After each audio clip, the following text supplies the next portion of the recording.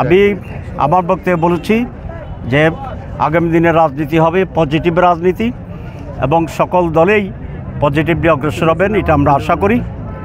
সুতরাং ওনারা যে ঐক্যের কথা বলেছেন এবং জামাতের সাথে ওনাদের কোনো বিরোধ নেই, আমি মনে করি এটা ওনারা সঠিক কথা বলেছেন।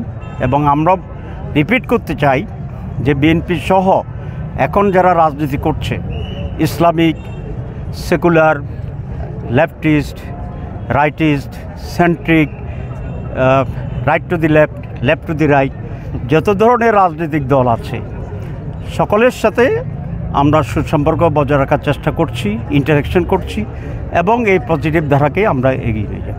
পিআর পদ্ধতির নির্বাচনটি বর্তমানে আমরা যে নির্বাচন পদ্ধতিতে অংশগ্রহণ করছি তার চেয়ে অপেক্ষাকৃত আমরা বেটার মনে করি এবং বাংলাদেশের বাইরে প্রায় 60 to 70, কেউ বলছে 90 দেশে এই পিআর পদ্ধতিতেই নির্বাচন হচ্ছে এবং এটার সফল হিসাবে আমরা দেখেছি। কেউ না বুঝলেও আমরা আপনার প্রয়োজন বুঝি, আর তাই তো অত্যাধুনিক ফিচার সম্বলিত বিভিন্ন সাইজ আর কালারের 250-টিরও বেশি ডিজাইন অপশন নিয়ে ওয়ালটন স্মার্ট ফ্রিজ বোঝে আপনার প্রয়োজন। এটা একটা বড় বৈশিষ্ট্য হচ্ছে এই যে প্রত্যেকটি মানুষের মতটা কি এখানে কনসিডার করার সুযোগ আছে।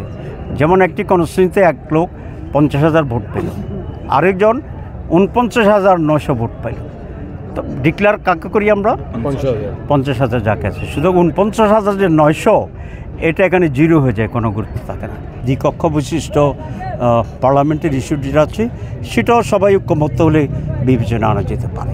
আমাদের পররাষ্ট্রনীতি আমরা অলরেডি ডিক্লেয়ার করেছি বারবারই এবং খুবই পরিষ্কার, সেটা হচ্ছে আমরা সকলের সাথে সুসম্পর্ক চাই, সমতার ভিত্তিতে, অধিকারের ভিত্তিতে এবং আমাদের নিজস্বতার স্বীকৃতির ভিত্তিতে।